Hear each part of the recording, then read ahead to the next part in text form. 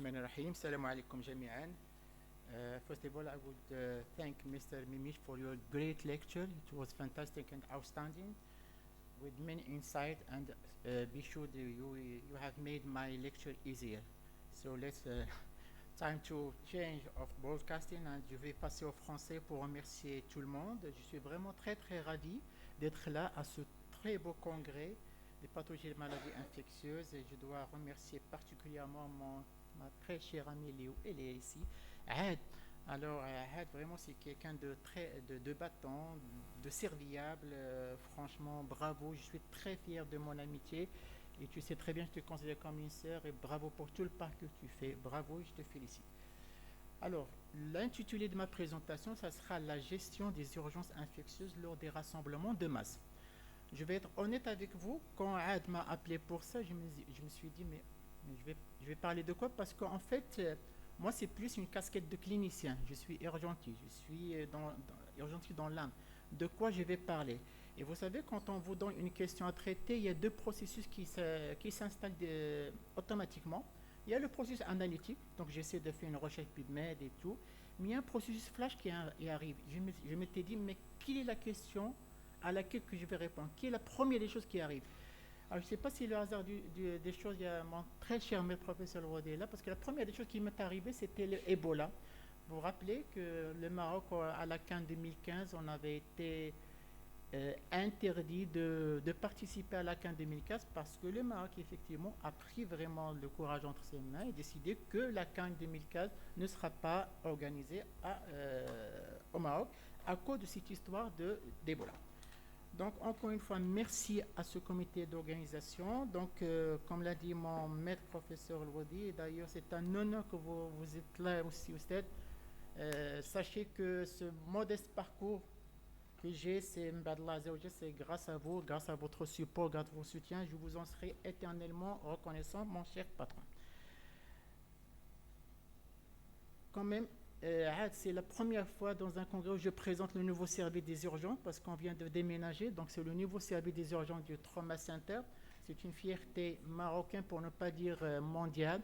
C'est un énorme édifice où nous travaillons en symbiose. Et pourquoi je cite ce centre-là? Parce que je dois vraiment adresser un vif hommage à tous nos collaborateurs qui travaillent main dans la main, qui se plient en deux, et particulièrement au service, à nos collaborateurs des civiles de maladies infectieuses. Et je vous demande, mon maître professeur Marham, de transmettre tous mes remerciements à toute l'équipe des seniors, des résidents pour l'extraordinaire travail qu'ils font au sein de ce trauma centre.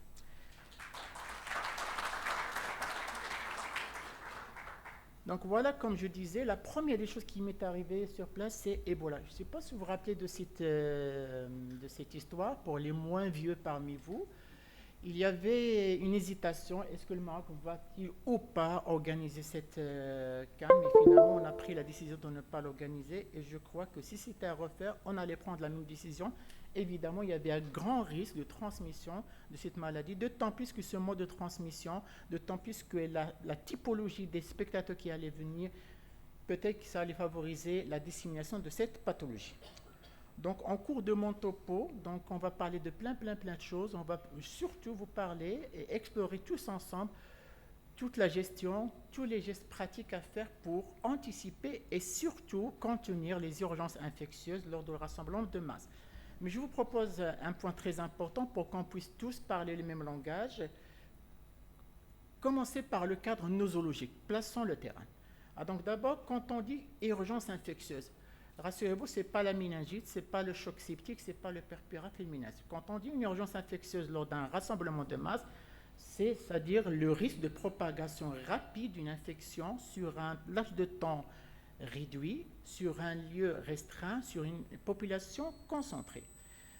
Le problème avec ces risques-là, c'est que ça peut arriver in situ, certes, mais aussi ça peut dépasser les frontières quand ces participants-là, ils vont revenir vers leur pays. Quand on dit rassemblement de masse, alors c'est vrai, c'est une aubaine parce que ça peut rassembler des milliers, des millions de personnes. C'est une occasion de partage d'expériences, de connaissances, mais n'oubliez pas qu'il y a un nombre très important de risques derrière, surtout, comme j'ai dit, quand ces participants reviendront chez eux. Ces multiparamètres Mais l'un des paramètres qui est très important, c'est le degré des infrastructures locales dans un pays donné.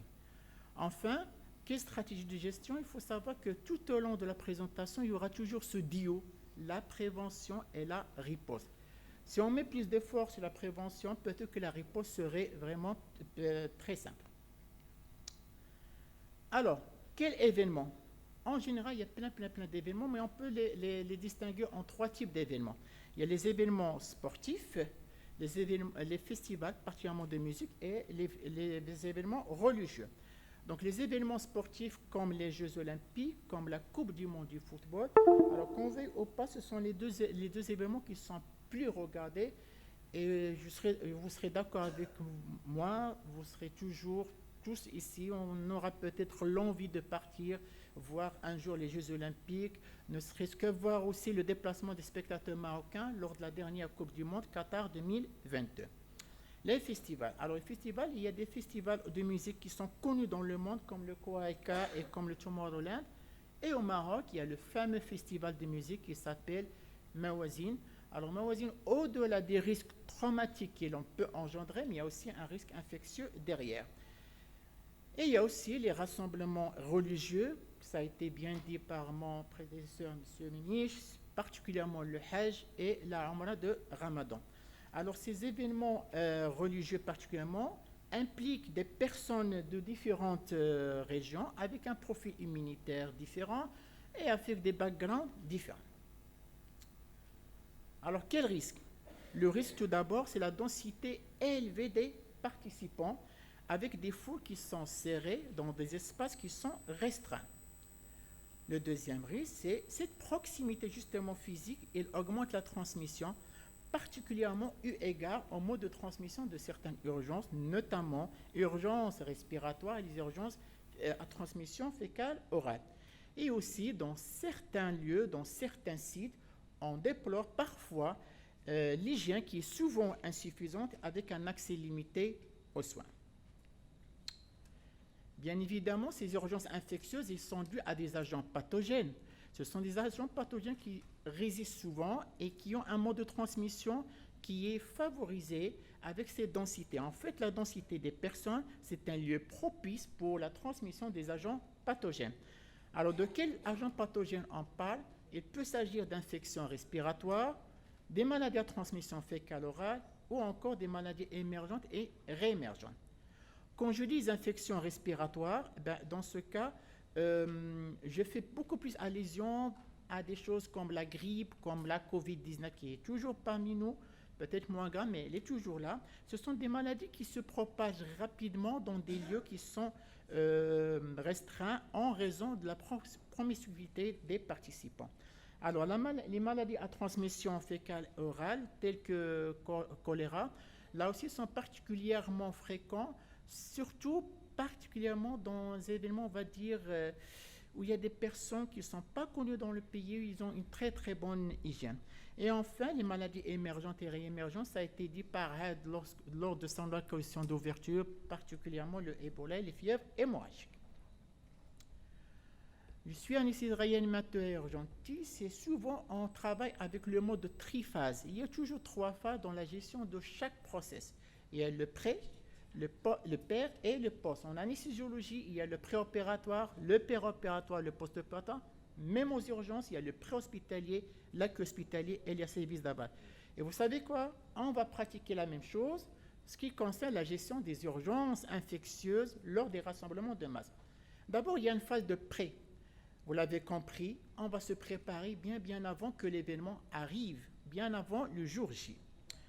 Alors, que contient cette préparation? D'abord, il faut qu'on identifie les risques infectieux potentiels. Chaque type d'événement correspond à un lieu, à un risque spécifique. Alors, ce risque, il dépend de quoi? Des lieux, de la typologie des participants qui vont arriver, mais aussi de la météorologie et de la localisation géographique. Il y a aussi l'évaluation des capacités locales de réponse. Il faut qu'on fasse une sorte d'inventaire, de checklist de toutes les capacités, de toutes les infrastructures sanitaires que nous avons et mettre ça en balance avec les risques infectieux potentiels. Une fois qu'on a mis ces deux éléments en balance, à ce moment-là, on va se dire si on va avoir besoin de collaboration avec les autorités sanitaires, ça peut être local et parfois même international. Ce n'est pas si mauvais, c'est pas une mauvaise idée. Il faut toujours avoir l'œil externe, il faut toujours avoir appui sur les autorités aussi internationales, pas pour se dire qu'on n'est pas capable, loin de là, mais quand on a un œil externe, peut-être ça va nous éviter ces effets tunnels et peut-être qu'ils auront une vision plus large sur des éléments qui seront simples dans la gestion des urgences infectieuses lors des rassemblements de masse. Après, on s'est préparé, on a identifié les risques spécifiques, on a fait l'inventaire de notre infrastructure locale. Maintenant, allez, l'événement s'approche. Il va falloir planifier l'intervention sanitaire. Ce qui est important à faire, c'est qu'il faut élaborer des plans d'urgence spécifiques. On sait tous, dans le monde de l'urgence, il y a des plans d'urgence hospitaliers. Mais ces plans d'urgence, ils ne sont pas particulièrement adaptés à l'urgence infectieuse. Ils sont particulièrement adaptés, on va dire, à l'afflux massif de victimes. On pourra gérer des victimes sur place ou sur l'hôpital. Là, on parle d'urgence infectieuse. Et du coup, il va falloir adapter ces plans d'urgence à la typologie des maladies infectieuses. Et bien sûr, on va l'adapter en fonction du risque, mais aussi en fonction de la population générale. Il va falloir impliquer tous les acteurs de santé, pas que les urgentistes, pas que les réanimateurs, mais particulièrement les épidémiologistes, les infectiologues et aussi les décideurs. Tout ce beau monde vont travailler au sein d'une équipe et avec cette équipe-là, il sera sous la tutelle d'un leadership pour donner les recommandations de bonnes pratiques cliniques. Et enfin, il va falloir travailler sur les équipes d'intervention rapide. Et quand je dis équipes d'intervention rapide, il va falloir travailler sur leur typologie, sur leur background, sur leur expertise en matière de gestion des urgences infectieuses. L'événement s'approche de plus en plus et on va mettre en place quelques mesures préventives. Je pense que l'intervention qui va suivre la mienne, ça va concerner la vaccination des participants et peut-être avec le conférence qui va arriver avec moi, on apprendra encore plus c'est quels participants vaccinés, quoi vacciner et qui vacciner. Ça serait aussi très très bien de communiquer sur l'hygiène, parce que souvent on se dit, ben oui, on met des brochures, des affiches, qui voit ces brochures, mais soyez sûrs et certains, toujours sur un certain de participants, soyez sûrs que 10% vont pouvoir appliquer ces brochures, ces conseils. Et enfin, déploiement de dispositifs de désinfection, pensez particulièrement à l'hygiène des surfaces. Nous sommes aussi dans l'ère de la sensibilisation du grand public. Nous sommes aussi dans l'ère de la digitalisation. Nous sommes aussi dans l'ère des réseaux sociaux. C'est une aubaine d'utiliser les réseaux sociaux pour la sensibilisation du grand public. Comment? En menant des campagnes de sensibilisation pré-événement, ça serait bien aussi de faire affaire à des acteurs, à des sommités, aussi à des influenceurs, pourquoi pas, et donner des messages positifs et incitant les futurs participants, les futurs visiteurs, pour appliquer les règles d'hygiène. Il faut aussi, une fois sur place, éduquer les participants à la santé pour ces participants, une fois sur place sur l'événement. Je ne peux ne pas parler de la simulation eu égard à mon amour à cette technique pédagogique, mais il faut savoir que avant que l'événement arrive, c'est très important de tester nos moyens. C'est très important de mettre en place des exercices de simulation de grandeur nature. Ça va permettre toutes ces équipes dont je viens de parler de les immerger. Ça va leur entraîner une immersion de haute fidélité. Et ce qui est important après ça, c'est de mener un débriefing pour consolider l'acquis et aussi corriger les petits dysfonctionnements et travailler sur les compétences aussi bien techniques que non techniques. Et quand je dis non technique, c'est tout ce qui est travail d'équipe, c'est tout ce qui est collaboration, c'est tout ce qui est répartition des tâches et c'est tout ce qui est leadership. Maintenant, l'événement est arrivé, il est bien là. On est déjà à la fin 2025, on est déjà en 2030. Que faire? On est en plein événement et on est à la phase per-événement. Alors, pendant l'événement, ça serait une très bonne chose de faire plus d'efforts sur la distribution des masques et des désinfectants. Et pas que ça, il faut leur dire que les masques ont une durée de vie telle, comment se désinfecter, comment assurer l'hygiène des mains. Commencez par sensibiliser les participants et surveiller les premiers symptômes parmi les participants. On dit Le temps, c'est de l'infection. Une minute perdue, ça peut donner des flambées épidémiques, quoique on peut la sous-estimer. Et enfin, mise en place des zones de triage et d'isolement sur les sites de l'événement. Ça serait bien que des zones de triage soient identifiées avec un parcours de soins identifié, monosens avec un axe unique et une sortie unique. Les zones de triage doivent être bien identifiées et bien évidemment, on va dire, loin des regards des curieux avec toute l'intimité que l'impose notre métier. On va instaurer une surveillance épidémiologique avec un système de surveillance en temps réel. Il y a des choses qu'on peut pratiquer, comme les applications qui étaient sorties ailleurs. On va y parler tout à l'heure. Tout à l'heure aussi, on a écouté M. Mimich parler de ces solutions d'intelligence artificielle. Pourquoi pas? Il y a une slide où je vais parler de tout ce qui est innovation et technologie en matière de surveillance des urgences infectieuses dans ce sens. Il faut aussi être capable de dresser toute une liste qui va nous aider à détecter précocement les signes épidémiques. Et l'important des outils numériques, on est en 2025 et je pense qu'on ne peut pas se passer des outils numériques. Une fois ça commence à bouger, je sens qu'il y a une urgence infectieuse qui commence à s'installer et là, il va falloir riposter. Dans le pré-événement, on était dans le proactif, on était dans la prévention. Dans le per-événement, on est toujours dans la proaction, on est toujours dans la prévention, mais parfois, ça peut se déclencher, il faut agir. Il faut agir juste et rapide. Donc, ne pas confondre rapidité et justesse. Comment? Bien impliquer et, on va dire, programmer l'intervention des équipes rapides, mettre en place les ressources médicales nécessaires, et quand je dis ressources médicales, c'est-à-dire les équipes, les personnes médicales, infirmiers, mais aussi toute la logistique derrière, en termes de médico-technique et en termes de fongibles. Et bien évidemment, penser à la coordination intra-pays, locale, mais aussi coordination internationale, particulièrement avec nos représentants de l'OMS et du CDC. Maintenant, on n'arrive pas à trop maîtriser les petites urgences au départ et ça flambe. Donc, on doit répondre à ces flambées, on doit répondre aussi rapidement aux ces flambées.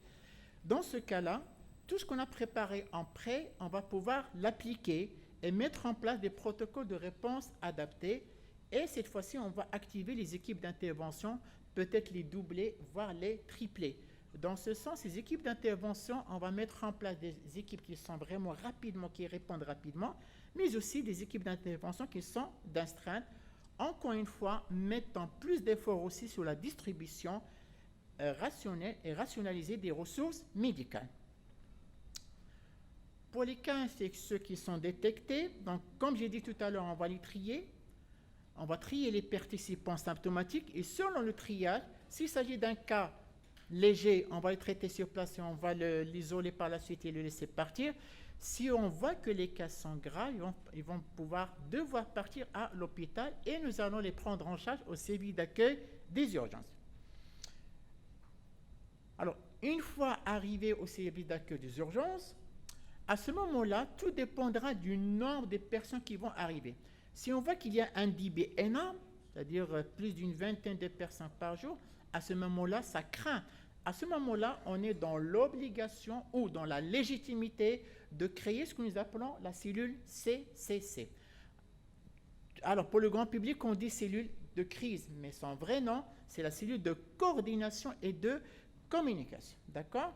Pardon, cellule de coordination et de commandement. Son rôle, c'est quoi? C'est l'établissement d'un plan blanc.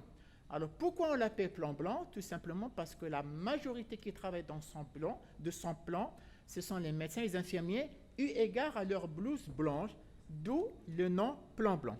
Alors, le plan blanc, il a un autre nom qui s'appelle la mise en alerte des services hospitaliers. Parce que quel est le problème derrière? On va nous transférer des malades graves et on a besoin d'élargir la capacité litière. La principale mission du plan blanc, c'est d'offrir les soins, bien sûr, et de pouvoir hospitaliser ces malades. Comment on va faire ça? On va se dispatcher en plusieurs missions. Il y a la cellule commandement qui assure la coordination globale de ce processus, de cette organisation. Il y a la cellule action qui assure la prise en charge des malades une fois aux urgences. Il y a aussi la cellule logistique qui va aller en parallèle avec la cellule action. Et ce qui est très important, il y a une cellule qui s'appelle cellule mouvement des patients.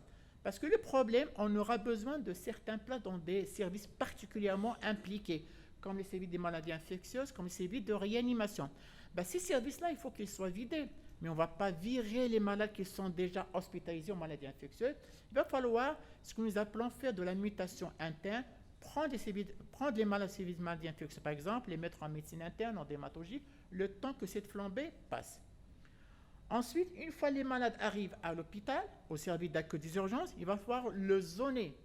Alors, comment on va zoner? On va d'abord travailler par une zone de triage. C'est la zone verte sur le schéma.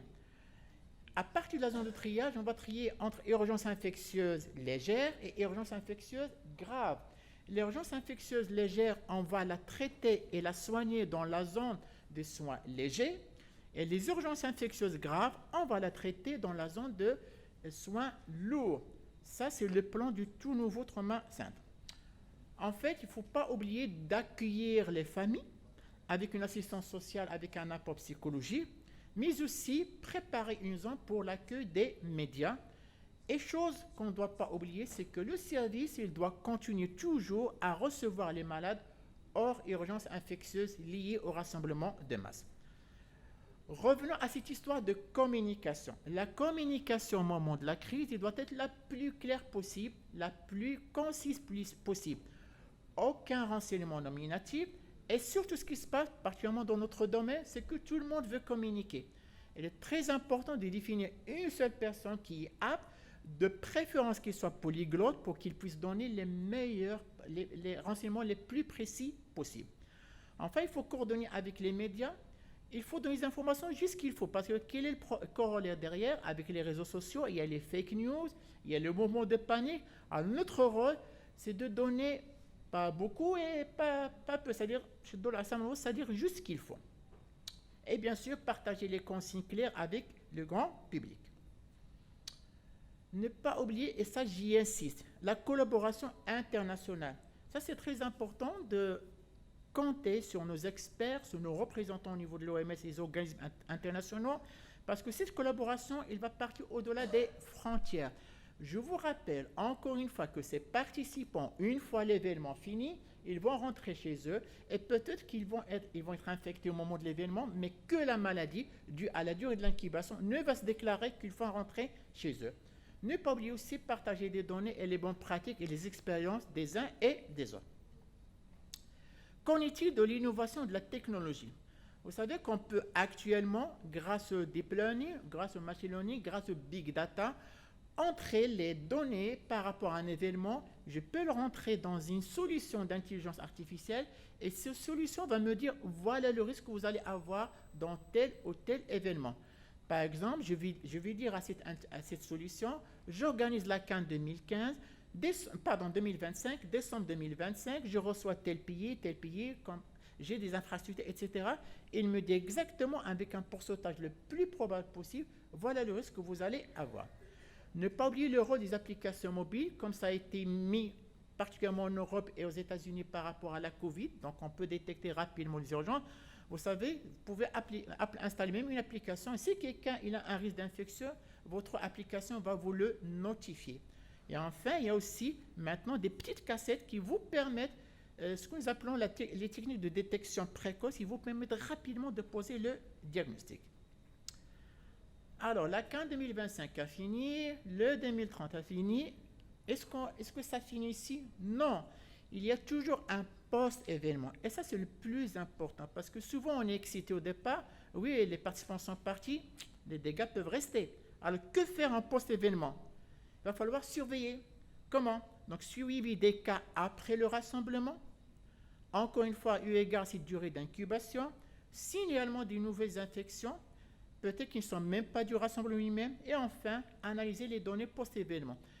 Tout à l'heure, on a parlé de la simulation, il faut faire un débriefing parce que c'était des scénarios, mais après, on a appliqué la vraie vie, et après la vraie vie, aussi, il faut faire du débriefing pour consolider l'acquis et bien sûr corriger nos dysfonctionnements pour se préparer aux prochains événements. Après, il y a le post-événement court terme, il y a aussi la gestion à long terme.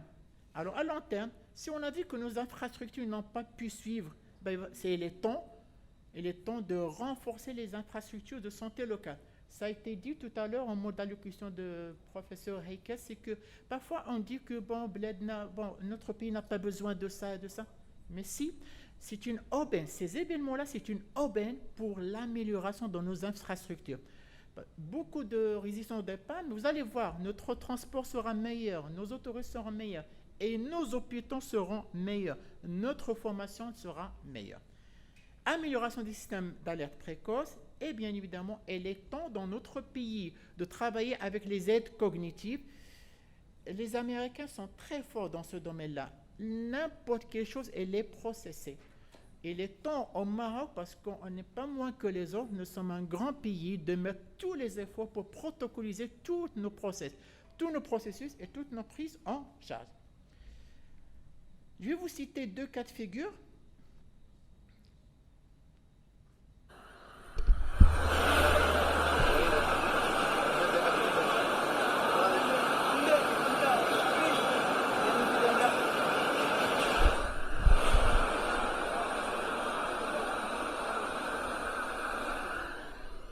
Alors, je vous souhaite à vous tous la visite de ce lieu sacré, que ce soit dans Al-Hajj ou l'Umrah. Il faut savoir que tellement c'est dense, tellement c'est serré, et tellement il y a de l'émotion spirituelle, merci, tellement il y a de l'émotion spirituelle qu'on oublie de se protéger. Alors, je serais incapable de parler aussi excellemment que mon prédécesseur, mais je dirais 3 mots-clés. Les mesures préventives qui sont mises en place pendant le Hajj sont extraordinaires. Et j'en parle d'une expérience personnelle, avec une surveillance sanitaire pendant et après l'événement. Ce qui est important aussi, c'est la coordination internationale des réponses, qui est important que sur l'équipe locale aussi, et s'entoure d'experts de tout le monde, et ça fait vraiment plaisir. Alors, si je vous pose une question, est-ce que vous vous rappelez des Jeux Olympiques Rio 2016 ? Vous vous rappelez, il y avait un risque dans la salle. Il y avait un risque. Non ? Vous vous rappelez, c'est le virus ? Oui, c'est le virus Zika. Vous savez, ils allaient être annulés, les Jeux Olympiques Rio 2016. Il y avait un enjeu économique, mais ce n'est pas possible qu'on annule. Il y a beaucoup de meilleurs athlètes qui vont ramener de la pub. Ils ont décidé de ne pas venir. Et à votre avis, vous vous rappelez qu'a fait le Brésil à ce moment-là ? Ils ont mené une campagne médiatique accompagnée de mesures préventives. Regardez cette première partie de ce documentaire. Several athletes have decided not to attend the Summer Olympics in Rio de Janeiro this August. Some male competitors have taken the precaution of freezing their sperm in advance of going. The reason? Zika. Brazil has been severely affected by the virus, shown to cause birth defects. There have even been calls among some in the international community to move the games. But the World Health Organization, or WHO, now says it's safe. NewsHour producer John Gerberg and NPR's Lulu Garcia-Navarro report now on Brazilian reaction to the controversy. Il faut dire que même le Brésil a été plus ou moins grondé parce qu'on a incité que les Jeux olympiques soient maintenus. Et derrière ça, le Brésil a mis en place plusieurs stratégies pour vraiment rassurer et les participants, et les athlètes, et leurs familles, et leurs sponsors. Donc, il y avait justement, comme j'ai dit, la menace infectieuse due au virus Zika. La réponse était super coordonnée avec l'OMS et avait aussi un mouvement de prévention par rapport à la pulvérisation avec le nettoyage des surfaces de contact. Alhamdoulilah, ça s'est très très bien passé. J'arrive presque à la fin de ma présentation. Quelles sont les leçons tirées ? Très important, pour avancer, il faut analyser l'histoire, il faut analyser le background, il faut tirer des leçons et analyser les épidémies déjà survenues. De ces épidémies survenues, on va consolider l'acquis et voir les points d'amélioration dans le futur. Il est très très important d'avoir une approche multidisciplinaire. Tout à l'heure, le professeur Heikel a dit une chose très importante pendant la Covid. Alors personnellement, j'étais plein de dos parce que je recevais les malades aux urgences avec mon équipe. Et j'en suis tellement fier parce que le Maroc n'a pas fait du copier-coller et c'est grâce à ça que le Maroc était vraiment un leader entre autres mondial dans la gestion de la Covid. Ceci étant, dans la gestion des urgences infectieuses, c'est toujours bien d'avoir des avis externes qui vont renforcer nos compétences locales aussi. Donc, comme j'ai dit, inclure la santé publique, encore une fois, particulièrement les départements d'épidémiologie des maladies infectieuses, travailler en étroite collaboration et n'oubliez pas ce tandem-là, prévention et riposte.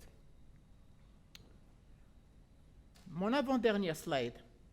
Les mots-clés, préparation, riposte. Préparation, riposte, et entre les deux, le lien qui va réduire ce gap-là, c'est la surveillance. S'appuyer sur la collaboration internationale avec les technologies modernes et surtout anticiper les risques. Notre pays s'apprête à accueillir 2 grands événements. La Cannes 2025, qui a été décalée au mois de décembre 2025, qui va finir au mois de décembre 2026, et il y a aussi la Coupe du Monde 2030. Nous sommes fiers de les accueillir, nous sommes prêts à relever le challenge, et c'est une aubaine pour nos infrastructures sanitaires. Nous pouvons compter sur les experts seniors et aussi juniors. Et là, mon dernier mot, avant de vous remercier, s'adresse à l'équipe qui a aidé professeur Had Oulad El-Hassan. Ce sont les équipes des étudiants de la faculté de médecine. Les étudiants de la faculté de médecine publique qui sont vraiment ici corps et âme. Bravo à cette jeunesse. Tu as beaucoup de chance et tu es très très bien entouré. Merci de votre attention.